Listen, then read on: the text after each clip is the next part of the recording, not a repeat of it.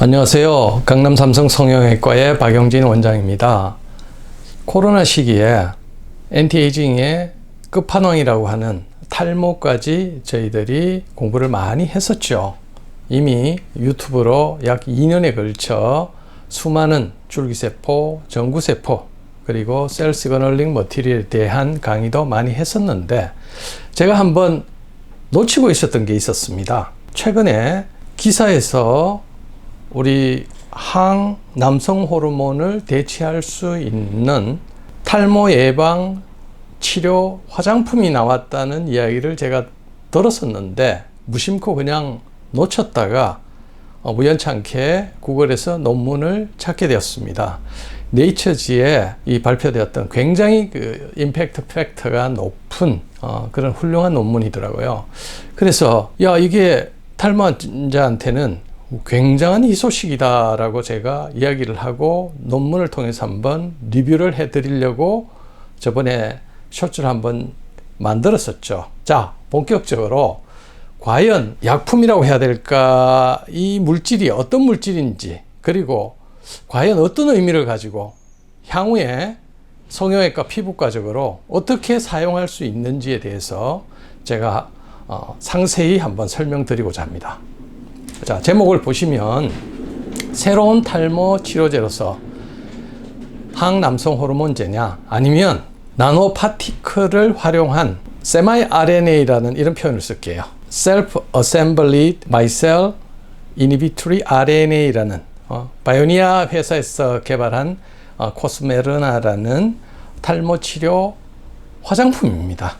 이 논문이 네이처지에 게재가 돼서 제가 깜짝 놀랐습니다. 제가 한 2년 동안 오시는 환자분들이 리프팅도 또 가슴 처짐도 또 V라인도 이제는 엔티에이징의 끝판왕이 탈모다. 저 자신도 이렇게 치료를 많이 했었죠. 하고 지금 굉장히 좋아졌죠. 탈모 치료의 한계에 도전하기 위해서는 특히 남성형 탈모 같은 경우에는 남성형 탈모뿐만 아니라 여성분들도 마찬가지입니다. 호르몬에 의한 탈모 또 유전적 요인에 의한 탈모에 있어서는 어떻게든 안드로젠 리셉터라 그럽니다. 유전적으로 이러한 안드로젠 리셉터의 발현이 잘 되는 이런 분들한테는 기본적으로 그런 치료를 해줘야 되죠.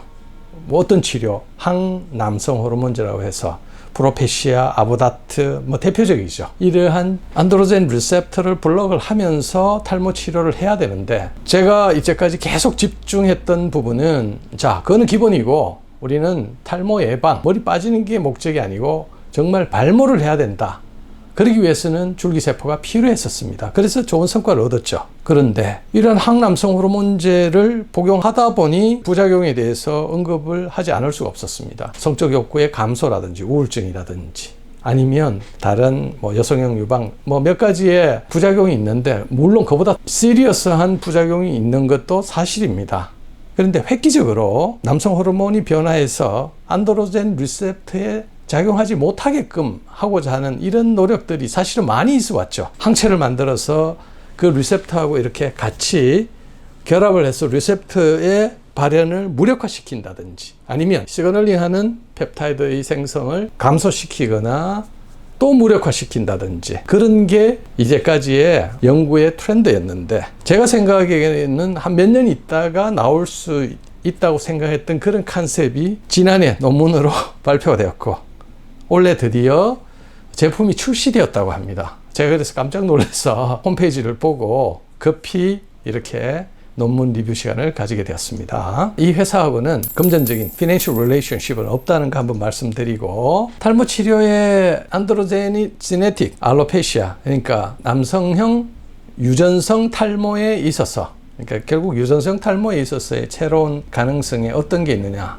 그래서 이 바이오니아라는 회사에서 나온 제품이 코스메르나더라고요. 이게 과연 뭐냐? 세마이 RNA가 뭐냐? 제가 여러 곳을 이렇게 찾아보다 보니까 블로그나 이런 곳에서 국내 허가가 나지 않았다.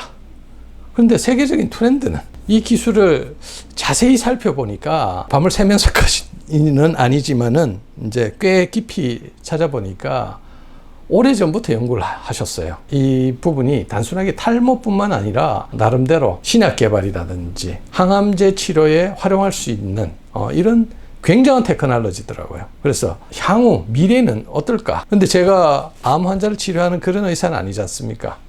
하지만 미용, 성형, 피부 이런 부분에 있어서는 나름 몰리큘러 바이올로지나 케미스트리도 열심히 파고드는 의사 중에 한 사람으로서의 과학적 견해를 말씀드릴 것이고, 이 코스메르 하나만으로 혹은 지금 제가 계속 추진하고 있는 이 줄기세포 치료와의 결합은 과연 어떤 식으로 이루어질까? 그리고 어느 정도의 결과까지 얻을 수 있을까?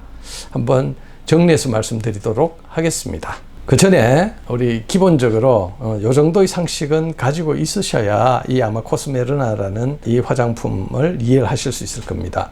우리 코비드 때문에 전부 모더나라든지 파이자라든지 이런 백신을 맞으셨죠. 근데 mRNA 백신이라고 들어보셨죠. 기존에 사백신, 그러니까 우리 항체를 유도하는 그러한 물질을 집어넣는 게 아니고 아예 B셀이라고 해서 항체를 유발하게끔 하는 RNA를 우리 세포에 집어넣어 주고, 여기서 코비드의 스파이크와 유사한 이미 이 스파이크의 유전적 정보를 갖고 있겠죠. 이게 생성이 됨으로써 항체가 생겨서 코로나 바이러스 사스코브2가 들어왔을 때 우리 호스트셀, 우리 몸에서 공격받지 않고 우리 몸을 보호할 수 있는 이러한 개념이 mRNA 백신입니다. 가장 큰 문제는 mRNA 백신이 세포에, 타깃 세포에 들어가기가 굉장히 힘들었었는데, 이제 전 세계적으로 콜드 체인도 완성이 되고 또 급히 어프로벌이 이루어져서 전 세계인의 건강이라는 공통적인 명제를 해결하기 위해서 각국에서 이 승인이 다 났습니다. 어느 정도 안전성, 안정성도 입증이 되어버렸기 때문에 이러한 개념을 우리가 모를 자라게 하는 모유두세포에 적용하면 어떨까라는 개념은 사실은 많은 과학자들이 가지고 있었어요. 근데 여기서 중요한 거는 제가 이제 본격적인 논문을 보기 전에 제일 중요한 부분 중에 하나가 세포 투과 물질입니다. 우리 셀 페니트레이팅 펩타이드라고 해서 우리 피부 장벽이 있죠. 우리 물에다가 아무리 뭐 10시간이고 20시간이고 이렇게 담궈도 물이 우리 몸에 흡수되는 거는 굉장히 어렵습니다. 그 작은 물 분자 그조차도. 지금 오늘의 주제가 되는 이 스칼프, 이 두피에 있어서 어떤 약재가 특정한 세포로 물질이 들어간다고 할 때는 여러 가지 세포층을 지나서 타겟팅을 해야 되는데, 이 세포를 투과할 수 있는 물질이 들어가지 않으면, 그런 개념이 없으면 넣을 수가 없다라는 거죠. 근데 뭐 어쨌거나 이 신약 개발에도 많이 사용되고 항암 치료라든지 피부의 개선에도 현재 지금 많은 연구가 이루어지고 있는 이 CPP, 그러니까 특정한 머티리얼이나 특정한 유전자를 딜리버리 할 수 있는 뭐 카고 딜리버리 펩타이드나 프로테인이라는 이런 표현들 쓰는데, 어쨌거나 이러한 개념 자체가 특히 두피에는 적용되지 않으면 어떠한 샴푸라든지, 우리가 샴푸가 효과 없다고 하는 이유가 바로 이거거든요. 그냥 세정제일 뿐이지 타겟팅 할 수 있는 물질이 들어갈 수가 없거든요. 그러니까 이 부분을 이 논문에서 보시면은 지금 잘 설명하고 있습니다. 양전하를 갖고 있는, 혹은 이제 키메릭, 막 여러 가지 그 우리 신화에서 나오는 키메라처럼 이렇게 직접적으로 퓨전을 한다든지, 아니면 대부분은 인지질, 포스폴리피드로 구성이 되어 있기 때문에 세포와 비슷하게끔 그런 성질을 갖고 있을 때만이 세포를 통과해서 타겟팅을 할 수 있다라는 이런 개념이 있거든요. 그러니까 이 개념을 갖고 계셔야 이 논문을 이해를 하실 수가 있습니다. 이 회사의 개념은, 코스메라의 개념은 리셉터 자체가 아예 발현을 하지 못하게끔, DHT 이 호르몬 자체는 가만히 두더라도, 우리가 보통 일반적으로 탈모를 가지고 계신 분들은 DHT 레벨이 높지 않습니까? 그래서 이 DHT 레벨을 낮추기 위해서 프로페시아 아보다트를 먹고 있죠. 하지만 프로페시아 아보다트를 먹지 않고 이 안드로젠 리셉터 자체의 발현을, 익스프레션을 줄여버리는 형태로 이 물질을 개발한 거죠. 이제 약이라고 하면 좀 곤란하게 되겠죠. 이 화장품으로 개발됐는데. 그런데 여기서 이제 siRNA의 개념이 들어옵니다. RNA가 우리 DNA 같으면, 그러니까 하드디스크 같은 어떤 정보를 저장하고 있는 스토리지 같은 개념이고, 이제 RNA 같으면 뭐 그 정보를 카피를 해서 전달하는, 그래서 거기서 시그널링을 하는 어떤 프로테인을 만들게 하는 게 RNA 역할인데, 이걸 방해하는 RNA가 있습니다. 조절하는 RNA라고 이렇게 생각하셔도 무리는 아닙니다. 이 RNA를 모유두 세포나 모낭에 집어넣어서 안드로젠 리셉터, 즉 탈모를 유발하게끔 하는 이 DHT 자체가 아예 붙지 못하게끔 하는 이런 개념이기 때문에 이제껏 많은 과학자들이 연구를 해왔고 또 이 방향으로 가고 있었는데 생각보다 이게 쉽지 않았습니다. 그래서 제가 생각하기에는 코로나가 인류의 건강에 끼친 영향도 크지만 발전에 끼친 영향도 제가 굉장히 크다고 봅니다. 전쟁이 과학 발전에 기여를 했다라는 우스갯소리도 있지 않습니까? 우리 로켓이라든지 이런 부분, 우주에 가는 로켓은 결국은 대륙간 탄도탄이라든지 미사일에서부터 시작이 된 것이죠. 이제 본격적인 페이퍼 리뷰, 논문 리뷰를 해보면 일주일에 한 번 정도 바르는 samRNA를 가지고 있는 어떤 트리트먼트가 안드로젠 리셉터의 작동, 타겟팅 함으로써 안드로제니틱 알로페시아, 즉 남성형 유전성 탈모를 없앤다, 이런 개념이죠. 근데 네이처지에 이렇게 실린 이런 논문인데 굉장히 자랑스러운 논문으로 저는 그렇게 생각이 돼요. 이런 논문 한 편 쓰려면 웬만한 과학자가 어떻게 보면 평생에 한두 편 쓸 수 있을 정도로 굉장한 영향력을 가지는 팩트인데, 일저자 되시는 분이 열심히 노력하신 것 같고,